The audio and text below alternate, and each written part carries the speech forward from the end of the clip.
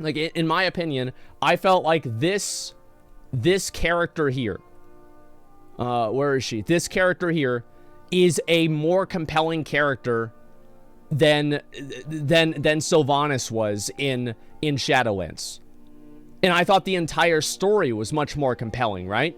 Because you have like the individual person, and it's like this is the same story that's told within like the context of a war. This is the same story that's told within the context of like religious extremism like this, where it's like the person's own consciousness, or not consciousness, conscientiousness and conscience come into play, and they start asking questions of like, you know, this massive order, and it's like, is there a reason for this, etc., right?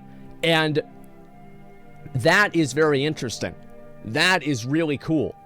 And now we don't have that anymore. And she's gone. They got rid of her. And I thought she was a much better fucking character.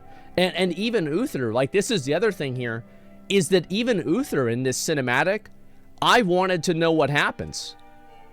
Like, am I the only person that feels that way?